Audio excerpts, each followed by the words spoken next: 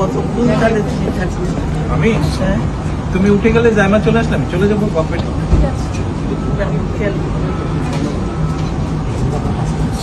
আসসালামু আলাইকুম সুপ্রিয় দর্শক, আসছেন খালেদা জিয়া আনন্দে ভাসছে দেশ।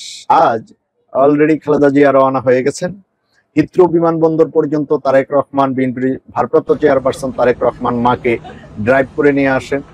তার সাথে আছেন দুই পুত্রবধূ, তারেক রহমানের ওয়াইফ ডাক্তার জুবাইদা রহমান এবং মরহুম কোকো রহমানের ওয়াইফ শামিলা রহমান। আর এদিক দিয়ে দেশের আনন্দের বন্যা, এই জায়গায় জায়গায় আনন্দের বন্যা শুরু হয়েছে যে কখন ওনাকে বরণ করা হবে, কখন এসে পৌঁছবে। দেশে একটা আনন্দ উৎসব ভাব সবার মাঝেই।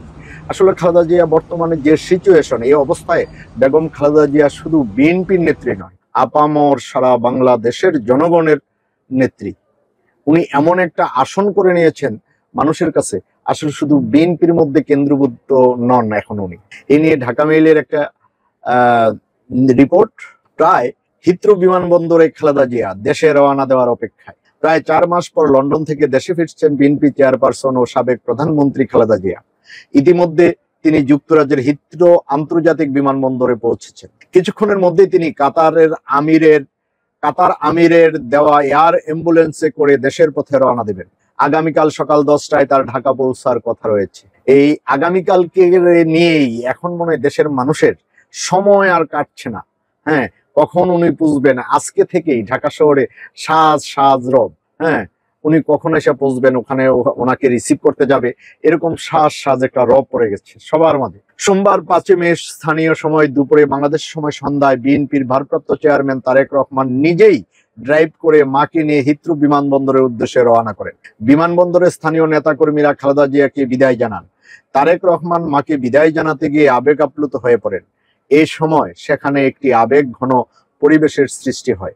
ওই সময় যখন খালেদা জিয়া চলে আসেন, ওই সময় এক নেতাকে বলতে শোনা গেছে, ভাইয়াকে দেখে রেখো, ভাইয়াকে দেখে রেখো। এ হলো মা, তাই না?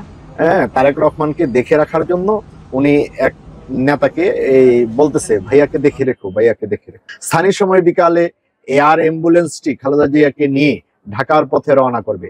খালেদা জিয়ার সঙ্গে তার দুই পুত্রবধূ, ব্যক্তিগত চিকিৎসক, গৃহকর্মী সহ বেশ কয়েকজন রয়েছেন। এয়ার অ্যাম্বুলেন্সটি মাঝে কাতারে যাত্রা বিরতি করবে। আগামীকাল মঙ্গলবার সকাল 10টার দিকে এয়ার অ্যাম্বুলেন্সটি ঢাকায় হযরত শাহজালাল আন্তর্জাতিক বিমানবন্দরে পৌঁছার কথা রয়েছে। এদিকে ঢাকায় খালেদা জিয়াকে অভ্যর্থনা জানানোর ব্যাপক প্রস্তুতি নিয়েছে বিএনপি। খালেদা জিয়ার জন্য তার বাসভবন ফিরোজা প্রস্তুত করা হচ্ছে, হয়েই গেছে প্রস্তুত করা। গত 8 জানুয়ারি উন্নত চিকিৎসার জন্য কাতারের আমিরের পাঠানো বিশেষ এয়ার অ্যাম্বুলেন্সে লন্ডন যান খালেদা জিয়া। সেখানে লন্ডন ক্লিনিকে ভর্তি হন সাবেক প্রধানমন্ত্রী। টানা 17 দিন লন্ডন ক্লিনিকে বিশেষজ্ঞ চিকিৎসক অধ্যাপক পেট্রিক কেনেডি ও অধ্যাপক জেনিফার ক্রসের তত্ত্বাবধানে চিকিৎসাধীন ছিলেন। পরে 25 জানুয়ারি খালেদা জিয়াকে তারেক রহমানের বাসায় নিয়ে যাওয়া হয় এবং সেখানেই এতদিন চিকিৎসাধীন ছিলেন। বিএনপির চেয়ারপারসন 2018 সালে তৎকালীন শেখ হাসিনার সরকারের আমলে দুর্নীতি দমন কমিশনের দায়ের করা মামলায় গ্রেপ্তার হয়ে পুরান ঢাকার কেন্দ্রীয় কারাগারে বন্দী ছিলেন। কোভিড-19 মহামারীর সময় সরকার তাকে বিশেষ বিবেচনায় কারামুক্তি দেয়। গত বছরের 5 আগস্ট ছাত্র জনতার গণ অভ্যুত্থানে আওয়ামী লীগ সরকারের পতনের পর রাষ্ট্রপতি মোহাম্মদ শাহাবুদ্দিনের এক আদেশে খালেদা জিয়া মুক্তি পান।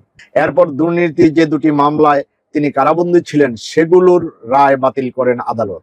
এতে তার বিদেশ যাওয়ার পথ সুগম হয়।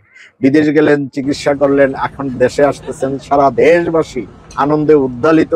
অভ্যর্থনার জন্য ছুটাছুটি অলরেডি শুরু করে দিচ্ছেন। কে কিভাবে কোথায় থাকবেন, কিভাবে থাকবেন, এ নিয়ে দর্শক আমরা চাই যে উনি সুন্দরভাবে ফিরে আসুন, দেশের জন্য ফিরে আসুন। দর্শক, আজ এই পর্যন্তই। সবাইকে শুভকামনা, ভালো থাকবেন ইনশাআল্লাহ। আল্লাহ হাফিজ।